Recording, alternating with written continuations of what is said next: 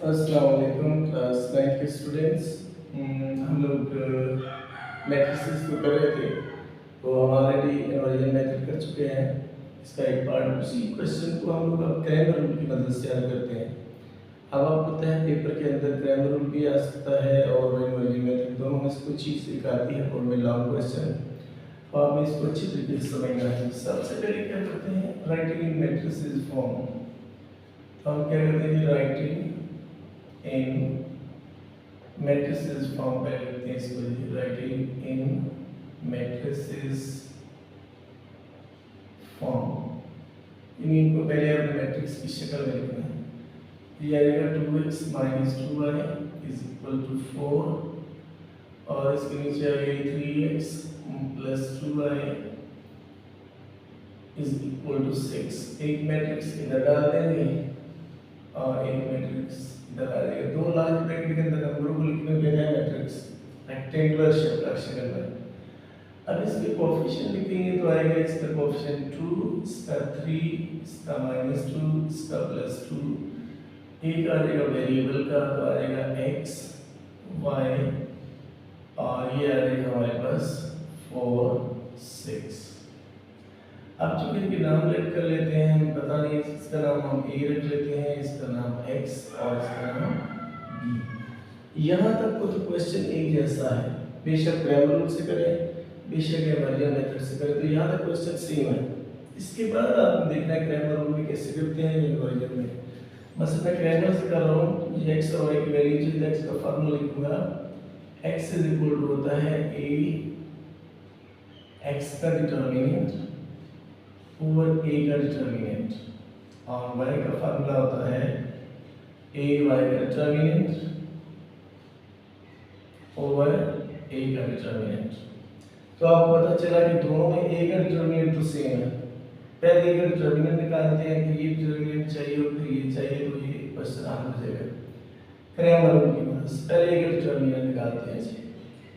a की line सीधी डाली इधर और इधर भी सीधी लाइन डालेंगे, सीधी लाइन डालेंगे तो डिटर्मिनेंट बनेगा, वरना तो आपको पता मैट्रिक्स ही रहेगा। अब डिटर्मिनेंट निकालते कैसे, पहले क्रॉस को आपस में मल्टीप्लाई, तो मैं यहाँ में माइनस पे इसको आपस में मल्टीप्लाई, तो आ जाएगा 2 into 2 minus 2 into 3। यानी इस तरह आपने करना है। ये आ जाएगा 4 माइनस माइनस क्या आ जाएगा प्लस 6 और इज इक्वल टू 10। चूंकि 10 0 के इक्वल नहीं है, इसका मतलब ये कि आगे हल हो जाएगा ये question. a determinant is not equal to 0, तो इसका मतलब है इसको आगे हम हल कर सकते हैं।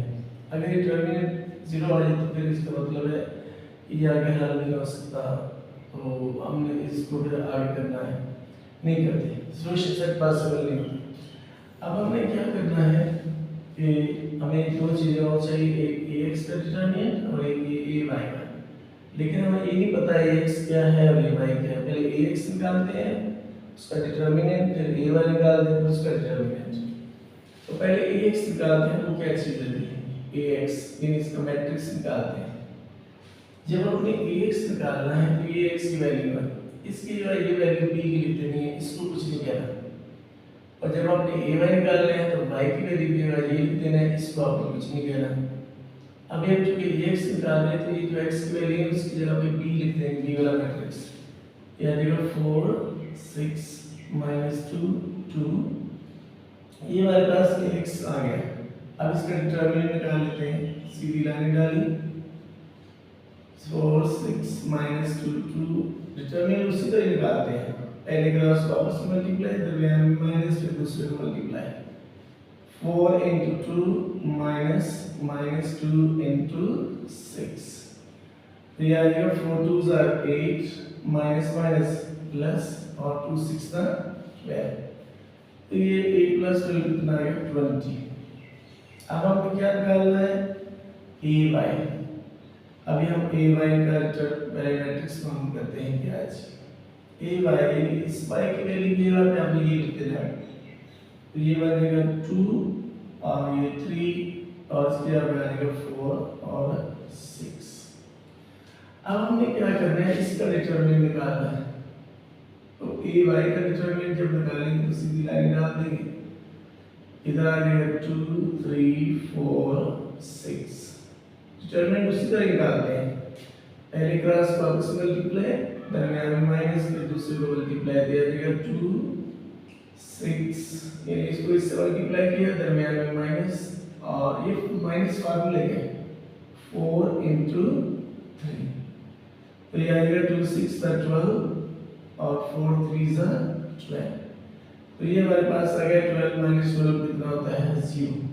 अब हम लोग ना ये x और y की वैल्यू मालूम कर सकते हैं, तो पहले x की मालूम करते हैं, x फार्मूले में वैल्यू पुट करेंगे, लिखा हुआ है कि x का डिटरमिनेंट डिवाइडेड बाय a का डिटरमिनेंट, तो ax का डिटरमिनेंट हमने क्या लगाया है, वो है 20, इधर लिखेंगे 20 डिवाइडेड बाय a का डिटरमिनेंट, a का डिटरमिनेंट क्या निकाला है 10, इधर 10 लिखेंगे, 10 5 10 10 2 तो x की वैल्यू क्या आ गई 2। अब हम लोग y वैल्यू निकालेंगे, तो y का फार्मूला क्या है, लिखा है y मतलब a y का डिटरमिनेंट, a y का डिटरमिनेंट क्या निकाला हमने, a y का डिटरमिनेंट हमारे पास 0, और पीछे क्या लिखा हुआ है, a का डिटरमिनेंट क्या है हमारे पास, a का डिटरमिनेंट 10, और 0 से किसी भी चीज को डिवाइड करें तो आंसर क्या आएगा 0। इसका मतलब x का आंसर आ गया हमारा 2 और y का आंसर क्या आ गया 0।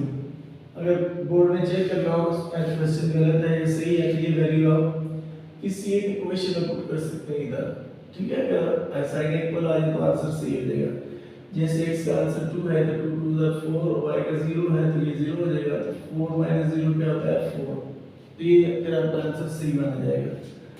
तो इसका सॉल्यूशन से भी लिख सकते हैं, अगर आप लिखना चाहें तो वो आ जाएगा ऑर्डर पेयर, इसका आएगा x की वैल्यू 2 और ये 0, लेकिन अगर हम इसका सॉल्यूशन से नाम लिखें तो गुजारा हो जाएगा आपका, ये क्वेश्चन फिर इस तरह हल हो गया।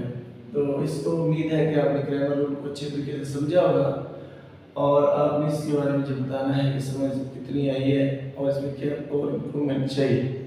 Thank you so much.